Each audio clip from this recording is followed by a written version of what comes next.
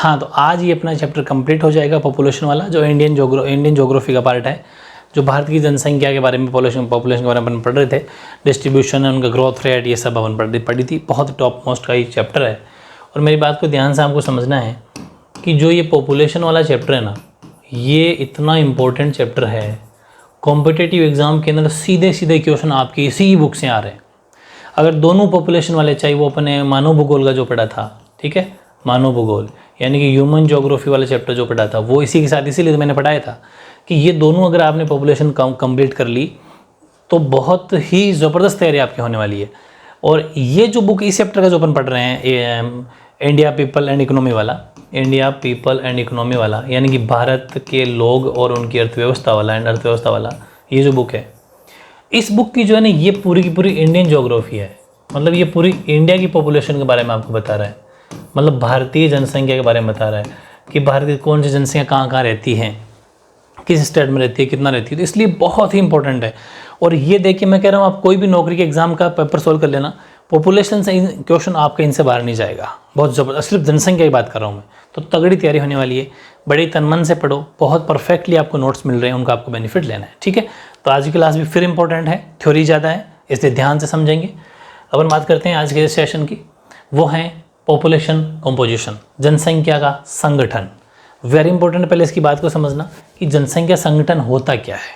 देखो कि जनसंख्या संगठन जनसंख्या भूगोल के अंतर्गत ही आता है, ठीक है। उसके अंतर्गत अध्ययन का एक सुस्पष्ट क्षेत्र है जिसमें आयु व लिंग का विश्लेषण किया जाता है, निवास का स्थान का पता किया जाता है, मानव जातीय लक्षण, जनजातियाँ, भाषा, धर्म, वैवाहिक स्थिति, साक्षरता और शिक्षा, व्यवसायिक विशेषताएं आदि का अध्ययन किया जाता है। बेहद आसान है, बेहद आसान।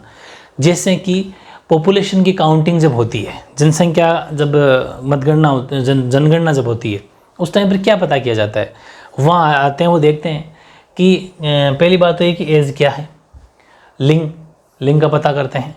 उसके बाद में निवास का स्थान, भाई आप यहीं के निवासी हो या फिर बाहर से यहाँ रहने के लिए आए हो, या फिर वो सब पूछते हैं। या फिर उनके जाति लक्षण, भाई जैसे विकलांग, अपंग, वैसा तो कोई मतलब नहीं, वो सब। जनजाति है क्या, जनजातियाँ भी होती है ना, शेड्यूल्ड ट्राइब्ड, ठीक है, जनजातियाँ हैं क्या, या फिर हिंदू, मुस्लिम, सिख, ईसाई, ऐसा रिलीजन वाली बातें हैं, वो पूछ लेते हैं। भाषा, कौन सी भाषा आपको आती है, वैवाहिक मतलब आप शादीशुदा या नहीं हैं, साक्षरता और शिक्षा, कितने पढ़े लिखे हैं, ये, और व्यवसाय यानी क्या काम करते हैं, ये सारी बातें इस जनसंख्या संगठन के अंदर आती है। बेहद आसान है। Population composition distinct field of study within population geography with a vast coverage of analysis of age and sex, place of residence, ethnic characteristics, tribes, language, religion, material status, literacy and education, occupational मतलब इसका मतलब होता है व्यवसायिक, कौन सा आप धंधा बिजनेस करते हैं, या फिर किसान है क्या है, नौकरी करते हैं, क्या करते हैं, एक्सेट्रा इन दिस सेक्शन। ये सब इसके अंदर तो ईजिली याद हो गया। फिर इसके कुछ फैक्टर हैं, कुछ कंपोजिशन है, कुछ घटक हैं, कंपोनेंट है, component of population composition very very important है, वो आपको पढ़ना है, ठीक है। बात करता हूँ मैं फर्स्ट कंपोनेंट की, वो है रूरल अर्बन कंपोजिशन, ग्रामीण नगरीय संगठन, ठीक है। ग्रामीण नगरीय संगठन क्या है, बीच में वो लगा देना। देखो पहली बात तो ये पहला क्वेश्चन तैयार हो गया कि देश की जो पॉपुलेशन है, ध्यान से समझना, देश की कुल जनसंख्या का 68.8% भाग गाँव में रहता है, मतलब लगभग 70% लोग गाँव में रहते हैं। पहला क्वेश्चन सीधा एग्जाम आएगा 1 मार्क्स में कि भारत के अंदर कुल जनसंख्या कितना % लोग गाँव में निवास करते हैं। तो this becomes even more significant for a country where about 68.8% of its total population lives in village. Second, India has, इसको अगर वैसे पढ़ें 1/10,000 वाले में, तो ये हो जाएगा आपका 6,40,867 villages according to the census 2011। 2011 की जनगणना के अनुसार भारत में कितने गांव हैं, 6,40,867, ठीक है। वेरी इंपॉर्टेंट, दोनों फैक्ट याद हो गए। तीसरा, बिहार एंड सिक्किम है very high percentage of rural population. Bihar और सिक्किम जो है ना, उन जैसे राज्यों में ग्रामीण जनसंख्या का प्रतिशत बहुत ज़्यादा है। तीनों ही फैक्ट है। ये पॉइंट क्यों बना रहा हूँ, ताकि आंसर को आप एग्जाम में तो एक साथ लिख दोगे, लेकिन यहाँ पर 1 मार्क्स वाले डीप क्वेश्चन जो आते हैं, कॉम्पिटिटिव एग्जाम की भी तैयारी करिए आप साथ में। मेरे से जुड़ने का मतलब आप समझते हो, मैं सिर्फ किताबी खेड़ा नहीं बनाऊंगा, मैं आपको कंपटीशन टच करूँगा कि बहुत सारी क्वेश्चन वहाँ सीधे सीधे पूछे जाते हैं, तो आपको क्या करना है, ठीक है, ये चीज़। अगला है the population of urban population 31.16%, लिख दो, चाहे परसेंटेज का आप साइन में लगा सकते हो, in India is quite low but it is showing a much faster rate of growth over the decades.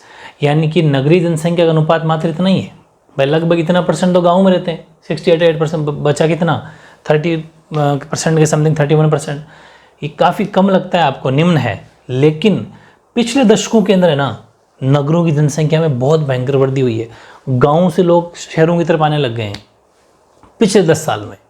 हालांकि पहले गांव में लोग ज़्यादा थे, धीरे धीरे आने वाले टाइम में जब जनगणना होगी तो हो सकता है डेटा चेंज हो जाए, ये जो परसेंट का रेशियो है ना, ये वाला, ये परसेंटेज का रेशियो कम हो सकता है, ठीक है, क्योंकि आज के लोग शहरों में ज़्यादा आते हैं, फैसिलिटी ज़्यादा मिलती है तो वहाँ जाते हैं, ये है, ठीक है। तो ये हो गया जनसंख्या की वृद्धि दर, समृद्ध आर्थिक विकास, स्वास्थ्य और स्वास्थ्य संबंधी दशाओं के सुधार कारण तेजी से बढ़ रही है, बिल्कुल सही है। फिर उत्तरी भारत की बात करें, नॉर्थ इंडिया की बात करें, तो उत्तरी भारत के जो मैदानों में मुख्य सड़कों का मिलान बिंदु और मार्गों से सटे हुए नगरीय क्षेत्रों को कोलकाता, मुंबई, बेंगलुरु, मैसूरू, मदुरै, कोयम्बटूर, अहमदाबाद, सूरत, दिल्ली, कानपुर, लुधियाना, जालंधर, इनमें ग्रामीण नगरीय प्रवाह सुस्पष्ट है। क्यों है? क्योंकि आजकल क्या है, देखो लोग क्या देखते हैं कि अरे यार यहाँ रह लेते हैं ना, अपना गांव इतना पास में, तो इसी रोड जाती है। रोडों का अगर कनेक्टिविटी कर दी ना आपने, इस गांव को उस शहर से अगर जोड़ दिया, तो सीधी सी बात है वहाँ के लोग सारे के सारे शहर में आ जाएंगे, क्योंकि उनकी रोड कनेक्टिविटी होगी। इतने दिन वो क्या सोचते थे, अरे यार इतना दूर कौन जाएगा, सड़क भी नहीं है, घूम फिर के जाना पड़ता था। लेकिन जो ये ट्रांसपोर्टेशन का काम ईजी कर बना दिया ना सरकार ने, इसके बाद में नगरों की संख्या, पॉपुलेशन बहुत बढ़ गई है। The growth rate of urban population has accelerated due to enhanced economy development and improvement in health and hygienic condition. ये कारण है, बेहद आसान है। देखो अगर आपको एक आधा पॉइंट याद नहीं होता है तो कोई बात नहीं, लेकिन बेसिकली 1 to 3 पॉइंट तो आपको 100% करने ही करना है। नगरीय पॉपुलेशन वाला एक फैक्ट भी याद करना है, इसलिए मैं चाहता हूँ कि सारे करो तो बढ़िया रहेगा, ठीक है। और मेरे साथ के साथ आपको नोट्स बनाने हैं, स्क्रीनशॉट लेके बिल्कुल नहीं छोड़ना, बार बार कह रहा हूँ मैं, ठीक है। नेक्स्ट वो है लिंग्विस्टिक कॉम्पोजिशन, भाषाई संगठन। बहुत ही डीप मैंने एक एक लाइन सेलेक्ट कर करके आपके लिए नोट्स बनाए, बहुत मेहनत आपके लिए की है मैंने। और मेन बेनिफिट क्या है, दोनों भाषाओं को सीखने का मौका मिल रहा है। ये नोट्स कहीं पर भी नहीं मिलने वाले हैं, दोनों भाषाओं में, ठीक है।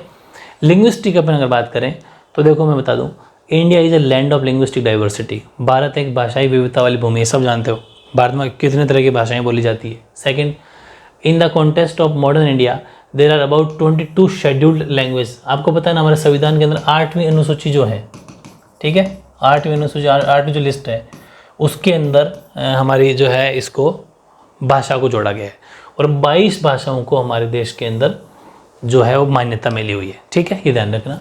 हालांकि आपको पूरी 22 याद नहीं करनी है, फिर भी और ज़्यादा अच्छे से और ज़्यादा डिटेल में कभी जानना चाहो, टाइम मिले तो अपना जो कॉम्पिटिटिव एग्जाम कंपटीशन वाला चैनल है उसके ऊपर मैं आपको सारी बातें डिटेल से बताऊंगा, क्योंकि वहाँ पर तो एग्जाम में आता है, लेकिन आपको इतना नहीं करना, इतना याद रखना है। And number of non scheduled languages, ठीक है, अनुसूचित जाति और अनुसूचित सूची में ये है, तो ध्यान रखना। आधुनिक भारत के संदर्भ में 22 भाषाएं अनुसूचित हैं और अनेक भाषाएं गैर अनुसूचित है। गैर अनुसूचित का मतलब है नॉन शेड्यूल्ड लैंग्वेज, जिनको भी मान्यता ही नहीं मिली गई है, सिर्फ 22 को मान्यताएं मिली गई है। वैसे तो पूरे संसार के अंदर करीब 3000 भाषाएं बोली जाती है, ठीक है, लेकिन भारत की अगर अपन बात करें तो 22 लैंग्वेज को मान्यता दी गई है, बाकी लैंग्वेज को नॉन शेड्यूल्ड है वो सिर्फ लोकल लैंग्वेज है, स्थानीय भाषाएं, उनको मान्यता नहीं मिली हुई है। अगला पॉइंट, अनुसूचित भाषाओं में हिंदी बोलने वालों का प्रतिशत सर्वाधिक है। भारत के अंदर हिंदी ज़्यादा बोली जाती है, ठीक है, तथा संस्कृत, बोडो तथा मणिपुरी बोलने का प्रतिशत सबसे कम है। संस्कृत, बोडो और मणिपुरी, ये 3 लैंग्वेज 22 में से बता रहा हूँ मैं ना, अपन बात 22 की करेंगे तो 22 के अंदर अनुसूचित भाषाओं के अंदर, यानी जो शेड्यूल लैंग्वेज है जिसको संविधान ने मान रखा है, उनके अंदर स्पीकर जो हिंदी है वो हाईएस्ट परसेंटेज, और जो smallest language group are Sanskrit, Bodo and Manipuri, इनका परसेंटेज कम है, ठीक है। फिर लास्ट पॉइंट है मॉडर्न लिंग्विस्टिक क्लासिफिकेशन। ये मैंने इसी का सब पॉइंट है, सब हेडिंग है, इसी की एक हेडिंग और लगानी है आपको, ये वाली मॉडर्न यानी कि आधुनिक भाषाई वर्गीकरण। थोड़ा सा देख लेते हैं इसको, थोड़ा सा मैं छोटा कर दूं आपके, अगर नहीं दिख रहा हो तो देखो। मॉडर्न लिंग्विस्टिक क्लासिफिकेशन क्या कहता है कि इसके अंदर ये है कि हमारे भारत के अंदर क्या है, भारतीय, यूरोपीय, 4 हमारे यहाँ पर भाषाओं का ग्रुप है, ठीक है। बेसिकली 4 भाषाई वर्गीकरण किया गया आधुनिक मॉडर्न। उसमें भारत यूरोपीय आर्य, जिनको आर्य भाषाएं बोलते हैं, भारत यूरोपीय जो हम बेसिकली हिंदी बोलते हैं ना, ये उसी का एक फैमिली है, उसी का परिवार है। भारतीय यूरोपीय या फिर ब्रैकेट में आर्य, वो तो 73%। मतलब इसका है कि हिंदी भाषा इसी ग्रुप की है, भारतीय यूरोपीय, ठीक है। दूसरा द्रविड़ लैंग्वेज बोली जाती है 20%, आस्ट्रिक निषाद वो 1.38%, चीनी तिब्बती जिसको किरात भी बोला जाता है वो 0.85%। चारों याद करने पड़ेंगे, नहीं होते हो तो कोई बात नहीं, उतना याद कर लेना। ये तो मैंने जानबूझ के अलग से लिखवाया है, क्या पता कोई 1 मार्क्स में क्वेश्चन आ जाए। तो ध्यान रखना, ये मॉडर्न लिंग्विस्टिक क्लासिफिकेशन है, यानी कि आधुनिक भाषाई वर्गीकरण है, जिसके अंदर इंडो यूरोपियन जिसको आर्यन लैंग्वेज बोलते हैं वो 73% है, यानी एज लाइक हिंदी, और द्रविडियन 20% है, आस्ट्रिक जिसको निषाद भी बोलते हैं 1.3% है, और सीनो तिब्बतियन किराटा, इंग्लिश में सीनो तिब्बतियन है, ठीक है, इंडो तिब्बत मत लिखना, ये इसके अंदर चीनी तिब्बती नहीं है, उसको सीनो तिब्बतियन या फिर किराट 0.85%, अलग से याद करना है इसको, ठीक है। नेक्स्ट है धार्मिक संगठन, अभी अपन 2 पढ़े हैं अपन ने, ठीक है। अब तीसरा रिलीजियस ऑर्गेनाइजेशन, धार्मिक संगठन। इसमें क्या है कि सर्वाधिक भारतीयों के सांस्कृतिक और राजनीतिक जीवन को प्रभावित करने वाला कोई प्रमुख दलों में से ये एक है। भाई देखो, धर्म, भारत के अंदर जितनी पॉपुलेशन है, सर्वाधिक प्रभावित करने वाली चीज़ कोई है तो वह है धर्म। अलग अलग धर्मों के लोग अपनी अपनी मान्यताएं हैं, अपने अपने रूल रेगुलेशंस है, उनकी अपने संस्कृति है, उनका अपना सामाजिक सोशल जीवन है, सब अलग अलग लाइफस्टाइल है। It is one of the major factors influencing the cultural and political life of most Indians, as religion permits virtually all aspect of people's family and community lives। क्योंकि धर्म लोगों के परिवार और सामुदायिक जीवन के लगभग सभी पक्षों में आभासी रूप से देखा जा सकता है या फिर व्याप्त है। कैसे हमें रहना है, क्या हमें पहनना है, किस संस्कृति का पालन करना है, कैसे शादियाँ करनी है, सब चीज़ें इसके धर्म के अंदर आ जाती है। फिर मैंने कुछ पॉइंट बना के लिखे हैं, अब ये पूरा नहीं होगा, ये नेक्स्ट पेज में जाके पूरा होगा, यहाँ जाके पूरा होगा। तो 4 पॉइंट तो ये और 1 पॉइंट ये जो वो तो चलो बेसिक इसकी डेफिनेशन इसके बारे में लिख दिया अपन ने। अब जो ये मैं 5 पॉइंट बना रहा हूँ, 1 और 4 वो नेक्स्ट पेज पे, ये 5 पॉइंट वो हैं जहाँ पर मैंने अलग अलग धर्मों को बताया है। अगर आपको याद हो जाता है तो ये 4 पॉइंट भी अपने आंसर में लिख लेना, और अगर छोटा क्वेश्चन आता है तो फिर इतना सा लिख दोगे तो बहुत है। पूरी बात समझ में आ गई? कोशिश कर लेना, बेहद आसान है। बात करते हैं अपन मुस्लिम धर्म की। भारत बांग्लादेश व भारत पाक सीमा से संलग्न जिलों जम्मू और कश्मीर, उत्तर पूर्व का पर्वतीय राज्य दक्कन पठार, ये वे नहीं, व एंड होता है ना, ये वाले ये वह गंगा के मैदान के प्रकीर्ण क्षेत्र, मतलब आसपास के क्षेत्र है, उनको छोड़कर हिंदू सब जगह है। इसका मतलब यहाँ पर कौन है? मुस्लिम। इन इलाकों को छोड़ दें अगर, तो बाकी सब जगह हिंदू मिल जाएंगे। यहाँ पर हिंदू कम है, यानी कि Hindus are distributed as the major group of many states except the district bordering India Bangladesh के जो सीमा क्षेत्र, बाउंड्री वाले क्षेत्र वहाँ पर, या फिर इंडो पाक, इंडिया और पाक का जो बॉर्डर है, भारत पाकिस्तान का बॉर्डर, वहाँ पर, जम्मू और कश्मीर के अंदर, और हिल states of north east and scattered areas of Deccan plateau and Gangetic plateau, वहाँ पर उनको छोड़कर सब जगह हिंदू मिल जाएंगे। इसका मतलब यहाँ पर कौन है? मुस्लिम ज़्यादा है। नेक्स्ट बात करूँ मैं, वह ईसाई धर्म की। ईसाई जनसंख्या कहाँ मिलेगी आपको? गोवा, केरल और मेघालय, मिजोरम और नागालैंड, इनका जो पहाड़ी राज्य है ये, और छोटा नागपुर क्षेत्र जो के पहाड़ी राज्यों में, और छोटा नागपुर का क्षेत्र थोड़ा सा वहाँ पर भी, और मणिपुर की पहाड़ियों में सा केंद्रित है, मतलब वहाँ पर ईसाई पॉपुलेशन मिलती है। The Christian population is concentrated in the hills of Goa, Kerala and the hill states of Meghalaya, Mizoram and Nagaland, और द छोटा नागपुर रीजन एंड मणिपुर, यहाँ पर आपको मिल जाएंगे ईसाई। सिख तो समझते होंगे, सिख जनसंख्या पंजाब और हरियाणा के अंदर ज़्यादा, और दिल्ली का भी एरिया थोड़ा बहुत है, उसमें मिल जाते हैं। The Sikh population is concentrated in Punjab, Haryana and Delhi, ठीक है। जो हमारे जितने भी सरदार जी हैं सिख रिलीजन को मानने वाले लोग, वो पंजाब, हरियाणा और दिल्ली के अंदर मिल जाएंगे, ठीक है। और जैन जो हैं, जैन भी अल्पसंख्यक है, माइनॉरिटी के अंदर आते हैं। तो जैन जनसंख्या राजस्थान के जो नगरीय क्षेत्र, राजस्थान के अंदर ज़्यादा है जैन। नगरीय क्षेत्र का मतलब सिटीज़ में, राजस्थान के जो शहर हैं, चाहे जयपुर हो, चाहे जोधपुर हो, चाहे बीकानेर, बाड़, मतलब बड़े बड़े शहर जितने भी है। गुजरात और महाराष्ट्र, राजस्थान का तो शहरों में, गाँव में कम है, राजस्थान गाँव में नहीं है, शहरों में है, और गुजरात और महाराष्ट्र इन सब में सेकेंड है। तो जैन मोस्टली शहरों में रहेंगे, क्योंकि जैन शुरू से ही बिजनेस का काम करते हैं। जैन ही हमेशा बिजनेसमैन होते हैं, बड़े व्यवसायी या व्यापारी होते हैं। तो व्यापार मोस्टली गाँव में थोड़ी ना होता है, शहरों में होता है। इसलिए जैन जनसंख्या आपको राजस्थान के नगरीय क्षेत्रों, गुजरात, महाराष्ट्र में मिल जाएगी। यानी कि Jain population in concentrated in the urban areas of Rajasthan, Gujarat and Maharashtra. फिर बात करते हैं बौद्ध की। बौद्ध पॉपुलेशन मिल जाएंगे महाराष्ट्र के अंदर, अधिकांश महाराष्ट्र में आपको Buddhist population in mostly concentrated इन महाराष्ट्र। इतने परफेक्ट नोट से बताओ, सीधे सीधे एक एक लाइन में सीधे सीधे क्वेश्चन। बुक में कभी समझ नहीं पाओगे, पूरे डीपली डिटेल से मैंने आपको पढ़ के नोट्स बनवा दिए हैं, अच्छे से आप इनको याद कर लेना, ठीक है।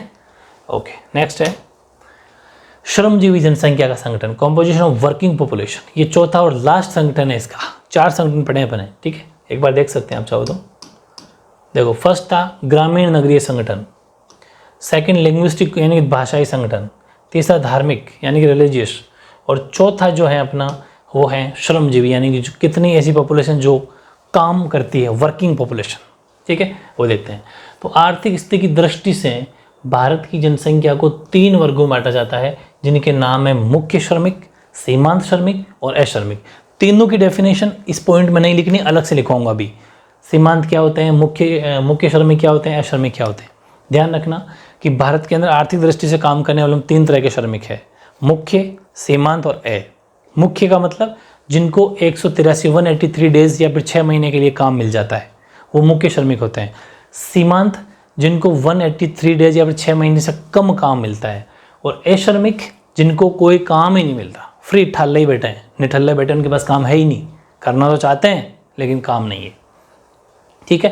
तो 3 हो गई, नेमली कौन सा, मैन वर्कर्स जिनको 183 डेज, देखो 183 डेज बोल दो, चाहे आप बोल सकते हो 6 महीने क्योंकि लगभग 6 मंथ्स का टाइम पीरियड है 183 डेज, ठीक है, इतना काम मिल जाता है, तो वो तो है मैन वर्कर्स। फिर है मार्जिनल वर्कर्स जिनको इनसे कम काम मिलता है, चाहे वो 150 दिन काम मिलता होगा, 100 दिन काम मिलता होगा, तो वो सब मार्जिनल में आ जाते हैं। नॉन वर्कर्स है जिनको कोई काम नहीं मिलता, ये फ्री है। नेक्स्ट, व्यवसायिक स्तर की दृष्टि से 4 वर्ग है, वो है, ध्यान रखना, वेरी वेरी इंपॉर्टेंट क्वेश्चन है। आर्थिक दृष्टि से बोले मैंने, ये कौन सी, इकोनॉमिक स्टेटस एग्जाम में पूछे तो लिख देना 3 वर्ग है। लेकिन व्यवसायिक स्तर पूछे, यानी कि आपसे पूछे ऑक्यूपेशनल स्टेटस के अकॉर्डिंग है 4, ठीक है, कितने, 4 है ऑक्यूपेशनल के अकॉर्डिंग। 4 कौन कौन से हैं, कृषक मतलब किसान, फिर उन खेती में काम करने वाले लेबर, जैसे एक किसान है उसका 100 बीघा जमीन है, तो वो अपना खेती में काम करवाने के लिए जिनको लाता है श्रमिकों को, वो कृषि एग्रीकल्चर लेबर कहलाते हैं, यानी कृषि मजदूर कहलाएंगे, काम करने वाले। फिर एक घरेलू औद्योगिक श्रमिक जो घर का छोटा मोटा काम करते हैं, जैसे एक फैमिली के अंदर 10 बंदे 10 के 10 अपने फैक्ट्री में काम करते हैं, तो वो घरेलू औद्योगिक श्रमिक हो गए, मतलब खुद ही काम कर रहे हैं। एक अन्य श्रमिक, अदर काम भी होते हैं छोटे मोटे, वो श्रमिक। 4 तरह के कैटेगरी में आते हैं कि the population of India according their occupational status is divided into 4 categories. First है cultivators, agricultural labour, household industries और वर्कर्स और अदर वर्कर्स, ये 4 हो गए। अच्छा, ये तो एक ही है, अदर वर्कर्स ये हो गए, ठीक है, cultivators, agriculture labours, house hold industrial workers और अदर वर्कर्स, ये 4 हो गए। चारों के चारों याद हो जाएंगे, दोनों अलग अलग पूछा जा सकता है। अगला, भारत में श्रमिकों कौन से होते हैं, देखो इसको तो काउंट मत करो, ये श्रमिक जिसके पास काम ही नहीं, तो श्रमिक की कैटेगरी में नहीं आता। लेकिन वैसे आर्थिक स्तर में नंबरिंग के हिसाब से 3 नंबर पे आता है। लेकिन जब भी श्रमिकों की बात की जाए तो वो मुख्य श्रमिक यानी कि वो आपका मैन वर्कर्स और मार्जिनल यानी सीमांत, बस 2 ही काउंट होते हैं। तो भारत में श्रमिकों, ब्रैकेट में लिखा है अपने, दोनों मुख्य और सीमांत का अनुपात है ना, वो 39.8% है। इतने लोग ऐसे हैं जिनको, जो लगभग 40% लोग हैं जो इस तरह के श्रमिक हैं, मुख्य और सीमांत यानी कि मैन और मार्जिनल, 2 तरह का, मतलब पूरी पॉपुलेशन का। जबकि 60% संख्या अश्रमिकों की है। ये बहुत बड़ा इशू है। 60% लोग ऐसे हैं जिनके पास में कोई काम ही नहीं है, इसीलिए तो बेरोजगारी बढ़ रही है, अनएम्प्लॉयमेंट बढ़ रहा है, काम है नहीं। खूब सारे ऐसे लोग भी हैं जो पढ़े लिखे हैं लेकिन काम नहीं है, करे तो क्या करें, ये चीज़ है। इंग्लिश में अगर नहीं दिख रहा तो मैं थोड़ा सा ऊपर कर देता हूँ, देखो, it is observe that in India the proportional, ठीक है, द प्रोपोर्शनल वर्कर्स जिसके अंदर both man and marginal is only 39.8%। 2011 की पॉपुलेशन के अकॉर्डिंग बात करें अपन, ठीक है, living a vast majority of about 60% as non workers, और 60% ऐसे हैं जो नॉन वर्कर्स हैं। ठीक है, तो ये वेरी इंपॉर्टेंट डेटा थे जो अपन ने पढ़ लिए। ठीक है, नेक्स्ट की बात करते हैं अपन, वो है ये मैंने जो कहा था वो क्वेश्चन पूरा कंप्लीट हो गया। ठीक है, यानी कि ये यहीं पर कंप्लीट है, बस चारों कंपोजिशन पढ़ लिए अपन ने। अब अलग से आपको हेडिंग लगानी है, छोटे छोटे 3 क्वेश्चन हो सकते हैं ये, जो मैंने अभी आपको कहा भी था कि मैं तीनों की डेफिनेशन लिखवा दूंगा। मुख्य श्रमिक मैन वर्कर कौन से होते हैं? वह व्यक्ति जो एक वर्ष में कम से कम 183 दिन या 6 महीने का काम करता है। A person who works for at least 183 days और 6 month in a year. Marginal worker कौन से होते हैं? A person who works for less than 183 days और less than 6 months in a year. Non workers कौन से होते हैं? A person who does not do any kind of work for his livelihood throughout the year but is depend on other, जो दूसरों पर निर्भर रहता है। ऐसा व्यक्ति जो आजीविका के लिए किसी भी प्रकार का काम नहीं करता और अपने भरण पोषण के लिए दूसरों पर डिपेंड रहता है, वो नॉन वर्कर्स या अश्रमिक कहलाता है। ठीक है, ये चीज़ें वेरी इंपॉर्टेंट है। तीनों डेफिनेशन आपको आराम से याद भी होगी। डेटा याद रखना, फैक्ट याद रखना, 183 डेज या फिर 6 मंथ्स। ठीक है, नेक्स्ट वेरी इंपॉर्टेंट है, फिर एक हेडिंग लगाओ, श्रम की प्रतिभागिता दर, वर्क पार्टिसिपेशन रेट। और इसी के अंदर बहुत मतलब ऐसे परफेक्ट नोट्स आपको मिल रहे हैं ना, मज़ा आ जाएगा पढ़ के, कि किसी क्षेत्र की कुल जनसंख्या में कुल श्रमिकों, कुल कौन से? मुख्य और सीमांत, दोनों के प्रतिशत को श्रम प्रतिभागिता दर कहते हैं। दोनों को मिला दो, मैन वर्कर्स मतलब कि मुख्य श्रमिक प्लस सीमांत श्रमिक, इन दोनों को अगर जोड़ दिया जाए, यानी कि मार्जिनल वर्कर्स, इन दोनों को जोड़ दिया जाए और श्रम की प्रतिभागिता दर यानी कि WPR, वही आपकी WPR कहलाती है, यानी कि श्रम की प्रतिभागिता रेट या फिर वर्क पार्टिसिपेशन रेट या फिर श्रम की प्रतिभागिता दर। ये इजीली आपको इस ऐसा छोटा सा फॉर्मूला लिख लिया करो ताकि माइंड घूम जाएगा तुरंत। इसके बारे में बोलना ही तो है कि मुख्य श्रमिक व सीमांत श्रमिक दोनों को मिलाने से या फिर दोनों को मिलाने के दोनों के प्रतिशत को, दोनों के एक साथ प्रतिशत को प्रतिभागिता दर कहा जाता है। The percentage of total workers man and marginal in the total population of an area is called work participation rate. पहले आसान है, लेकिन इससे रिलेटेड मैंने 2 बातें लिखी है, दोनों की दोनों आपको याद करनी है, वेरी इंपॉर्टेंट। सीधा 1 मार्क्स में क्वेश्चन आएगा। भारत में सबसे अधिक ये वाले जो रेट है श्रम प्रतिभागिता दर, वो कहाँ पर है? वह हिमाचल प्रदेश के अंदर 51.9%, जहाँ पर इस तरह के श्रमिक दोनों मिल जाते हैं। लगभग 52%, 51.9% पॉपुलेशन है। तो Himachal Pradesh 51.9% is the state with the highest labour participation rate in India. Labour की जगह वर्क लिख लेना, ठीक है, लैंग्वेज सेम रखना, वर्क पार्टिसिपेशन रेट। ठीक है, नेक्स्ट है केंद्र शासित, ये तो हो गई स्टेट्स की, भारत के पूरे राज्यों के अंदर हिमाचल प्रदेश सबसे बड़ा। फिर केंद्र शासित प्रदेश की अपन अगर बात करें, यूनियन टेरिटरी की अपन अगर बात करें, तो केंद्र शासित प्रदेशों में दादर और नागर हवेली, दमन और दीव, इन दोनों की सबसे ज़्यादा। Among the union territories Dadar and Nagar Haveli and Daman and Diu the participation rate is very high. बहुत आसान है, कितने परफेक्ट नोट्स है यार, मेरे साथ के साथ याद हो गए होंगे अगर आपने तन मन से मेरे साथ के साथ उतारे हैं तो। ठीक है, नेक्स्ट एक क्वेश्चन में अलग से लिखा है, अलग से अगर पूछे कि भारत के अंदर ऐसा कौन सा राज्य स्टेट है जहाँ पर कृषि मजदूरों की संख्या, यानी कि जहाँ पर एग्रीकल्चर वर्कर्स सबसे ज़्यादा हैं, तो वो हैं बिहार, आंध्र प्रदेश, छत्तीसगढ़, ओडिशा, झारखंड, पश्चिम बंगाल और मध्य प्रदेश आदि राज्यों में कृषि मजदूरों की संख्या ज़्यादा है। The number of agriculture workers is found more in the states like Bihar, Andhra Pradesh, Chhattisgarh, Odisha, Jharkhand, west Bengal, Madhya Pradesh etcetera. ठीक है, नेक्स्ट क्वेश्चन है, भारत की जनसंख्या के व्यावसायिक संगठन का विवरण। अभी मैंने पढ़ा था कि भारत में व्यावसायिक संगठन के 4 प्रकार हैं, वो पॉइंट इसमें वापस आएगा, लेकिन थोड़ा सा और इसके बारे में डिटेल में लिखना अगर हो तो भी मैंने लिख दिया, 4-5 पॉइंट बनाए हैं। ये वाला पॉइंट तो आपको वैसे ही याद हो जाएगा, कौन सा मैं बताता हूँ, ये वाला, ये तो अपने पहले ही पढ़ लिया, जस्ट पीछे पढ़ के आ रहे हैं अपन, 1 मिनट देख लेते हैं। देखो ये वाला जो पॉइंट है, ये वाला तो अपन पढ़ के आ रहे हैं कि वर्ष 2011 की जनगणना के अनुसार भारत में श्रमजीवी जनसंख्या बोल दो चाहे व्यावसायिक जनसंख्या बोल दो, उसको 4 वर्गों में बांटा गया था, कृषि, कृषि मजदूर, घरेलू, औद्योगिक श्रमिक और अन्य श्रमिक। ये तो अपन पढ़ के आ गए, तो एक पॉइंट आपको ऐसे याद हो जाएगा। ठीक है, ये रहा। नेक्स्ट है जनसंख्या के व्यावसायिक संगठन का मतलब क्या होता है। तो मतलब ये है कि कोई व्यक्ति खेती, व्यापार, विनिर्माण उद्योग, सेवा अथवा किसी भी प्रकार का कोई काम करता है ना, वो इसके अंदर आ जाता है। कहते हैं ना कि आप काम क्या करते हो। देखो व्यवसाय यानी कि अगर अपन बात करें ऑक्यूपेशनल ऑर्गेनाइजेशन, ये कुछ भी हो सकता है। खेती करना भी एक बिजनेस है, समझ पा रहे हो ना। चाहे वो खेती करे, चाहे वो व्यापार करे, चाहे वो विनिर्माण उद्योग, कोई भी मतलब रिकन्स्ट्रक्शन का काम करे, कुछ भी करे, सेवा नौकरी करे, तो वो उसके अंदर इसके अंदर आ जाता है। ठीक है, यानी कि the occupation organisation of the population, it refers to the employment of a person in agriculture, trade, manufacturing industry, service और any kind of business activities, वो सब इसके अंदर आ जाता है। दूसरा पॉइंट पढ़ने की जरूरत नहीं, आपको वैसे ही पता चल गया। तीसरा, मुख्यतः व्यवसायी जो है ना वो किस क्षेत्र में आते हैं, प्राथमिक, द्वितीयक और तृतीयक, तीनों प्रकार के। आपको पता है ना 3 क्षेत्र होते हैं, 3 हमारे मेनली बिजनेसमैन और primary, secondary and tertiary types. 3 types के कोई भी काम धंधा करने वाले जो लोग होते हैं, 3 टाइप के लोग होते हैं, प्राइमरी, सेकेंडरी और टर्सरी, प्राथमिक, द्वितीयक और तृतीयक। इनमें किस किस को रखा जाता है, वो चीज़ है। भारत के अंदर जितने भी इस संगठन में आते हैं, व्यवसायिक संगठन में जो आते हैं, ऑक्यूपेशनल ऑर्गेनाइजेशन में जो आते हैं, यहाँ पर आप लिख सकते हो ऑक्यूपेशनल, बिजनेस किसे क्या लिख सकते हो, ऑक्यूपेशनल, ये चीज़ यहाँ लिख सकते हो। इसके अंदर भारत के अंदर तीनों के अंदर आते हैं। तो वो डेटा याद करना है। तीनों पॉइंट लिख दिए मैंने, एक तो ये एक ही है, ये दोनों इसी के ही हैं। एग्जाम में क्वेश्चन आएगा कि 2011 की जनगणना के अनुसार देश में आधे से अधिक कामगार श्रमिक जो है ना वो प्राथमिक सेक्टर में है, लगभग 50.6%।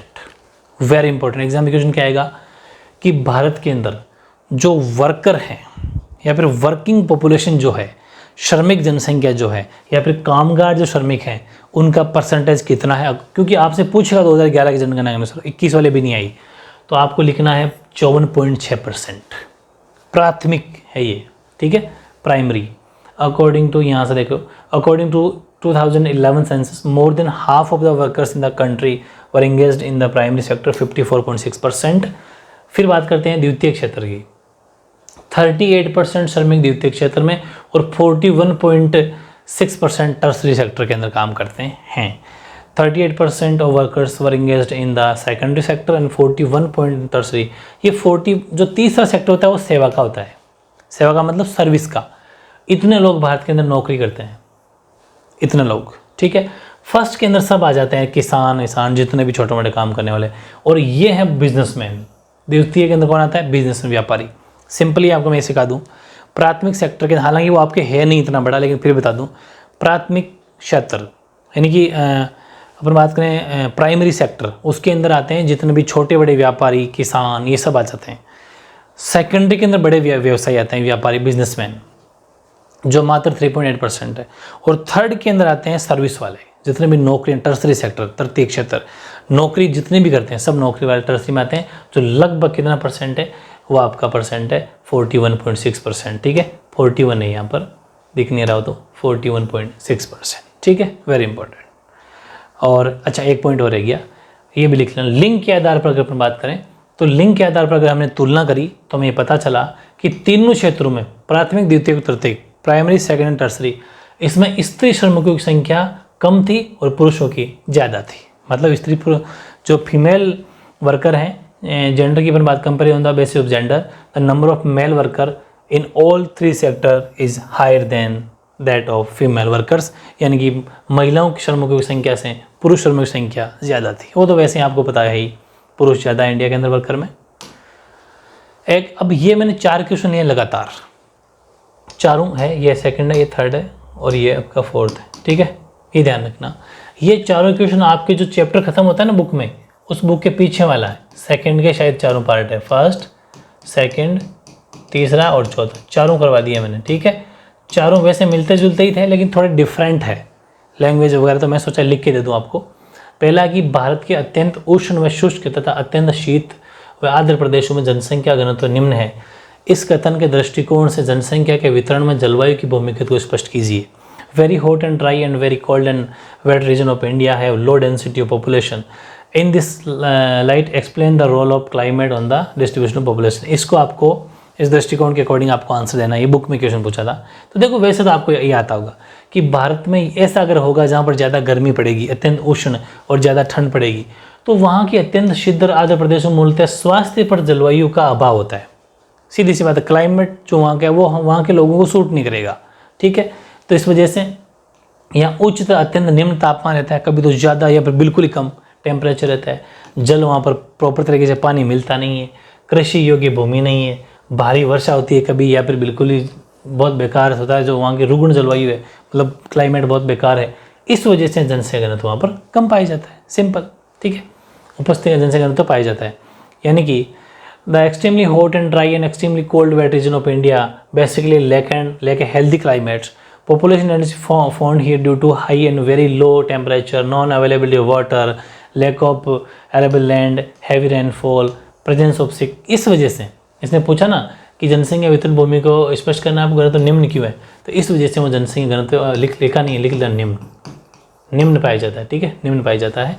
तो ये कारण है कि वहाँ पर जो पॉपुलेशन है वो कम पाई जाती है, ठीक है। वैसे आप मन से भी लिख सकते थे कि मैंने आपको ये पहले बता दिया था कि पॉपुलेशन वहीं पर ज़्यादा रहेगी जहाँ पर हर तरह की सुविधाएं हो, पानी की अवेलेबिलिटी हो, क्लाइमेट यानी जलवायु हो, वहाँ की जो भूमि की स्ट्रक्चर है, लैंड फॉर्म वो ठीक हो, मतलब ज़्यादा ढलान वाले वगैरह, तो ये सारी बातें वही है, उसको अकॉर्डिंग भी आप आंसर दे सकते हो, ठीक है।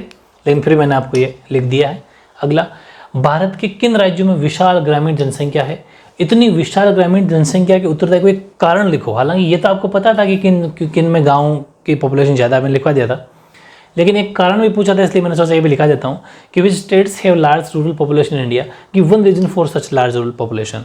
तो वो स्टेट राज्य अगर तो पूछे आपसे कि सबसे ज़्यादा गाँव के अंदर जनसंख्या कौन सी है, कौन कौन से राज्य, तो उत्तर प्रदेश है, बिहार है, मध्य प्रदेश है, वेस्ट बंगाल है, महाराष्ट्र और आंध्र प्रदेश है। ये मैं अपन पहले लिख चुके। Have huge rural population in India. Bharat के उत्तर प्रदेश, बिहार, मध्य प्रदेश, पश्चिम बंगाल, महाराष्ट्र तथा आंध्र प्रदेश जैसे राज्यों में विशाल ग्रामीण जनसंख्या है, ठीक है। In these areas, due to the percentage of farmers and agriculture laborers being found relatively more than the rest of the population, there is more of rural population here. मतलब कि जो भारत की कुल जनसंख्या है, कृषक और कृषि मजदूरों का प्रतिशत है, वो शेष जनसंख्या से अपेक्षाकृत अधिक पाए जाने के कारण यहाँ ग्रामीण जनसंख्या की अधिकता ज़्यादा है। कारण पूछा था इसने, एक कारण लिखिए। कारण ये है कि इन क्षेत्रों में कृषक व कृषि मजदूरों का प्रतिशत बाकी जनसंख्या से ज़्यादा है। इस वजह से जहाँ पर खेतीबाड़ी ज़्यादा होगी वहाँ पर किसान होंगे तो किसानी करने वाले लेबर भी मिलेगी, वहाँ पर मजदूर मिलेंगे। यही कारण है कि वहाँ पर पॉपुलेशन जो है, गाँव की जनसंख्या वहाँ ज़्यादा है, ठीक है, ये चीज़। नेक्स्ट है, कुछ राज्यों में अन्य राज्यों की अपेक्षा श्रम सहभागिता दर ऊँची क्यों है? देखो, भारत में हिमाचल प्रदेश, नागालैंड, सिक्किम, छत्तीसगढ़ आदि राज्यों में श्रम सहभागिता दर अन्य राज्यों की अपेक्षा करते हुए तुलनीय है, क्योंकि अभी निम्न आर्थिक विकास वाले क्षेत्र है। ये भी कैसे हैं? अभी इस टाइम पर यहाँ पर ज़्यादा आर्थिक विकास इतना मजबूत नहीं है। इस वजह से यहाँ पर जो श्रम सहभागिता दर है, मतलब लोग लगभग खेती-बाड़ी का अपने घरेलू काम ही करते हैं, लेबर ज़्यादा है, क्योंकि वो इतना डेवलप नहीं है। हिमाचल प्रदेश, नागालैंड, सिक्किम, छत्तीसगढ़, नाम से पता चल रहा है। देश के बारे में आप सोचोगे तो ये राज्य ऐसा मान लो कि गरीब है, पुअर है, अभी उतने मजबूत, इतने पैसे वाले नहीं हुए हैं, ठीक है। इसलिए यहाँ निर्वाह की आर्थिक क्रियाओं की पूर्ति के लिए अनेक श्रमिकों की आवश्यकता पड़ती है। वहाँ पर कामकाज रहता है, तो काम करने के लिए या फिर निर्वाह का मतलब अपना जीवन जीने के लिए श्रमिकों की जरूरत पड़ती है, ठीक है। In India the labor participation rate in the states of Himachal Pradesh, Nagaland, Sikkim, Chhattisgarh etc. relatively high as compared to other states because they are still areas of low economic development. Therefore, the fulfillment of the economic activities of subsistence many workers are needs there. अपने जीवन जीने के लिए इनको ज़्यादा workers की ज़रूरत पड़ती है, इस वजह से। और लास्ट क्वेश्चन है, कृषि सेक्टर में भारतीय श्रमिकों का सर्वाधिक अंश संलग्न है, स्पष्ट कीजिए, ठीक है। यानी कि the agricultural sector has the largest share of Indian workers, explain. आपको पता है कि भारत एक कृषि प्रधान देश है, India is an agricultural country, ठीक है। और देश की कुल जनसंख्या का लगभग 68.8% भाग गांव में निवास करता है। और गांव में रहेंगे तो खेती बाड़ी करेंगे, नहीं तो फिर क्या करेंगे, ठीक है, खाएंगे क्या। About 68.8% of the total population of the country resides the village, जिसके कारण कुल श्रमजीवी जनसंख्या का लगभग 54.6% लोग किसान है, कृषक है और कृषि मजदूर है। या फिर ठीक है।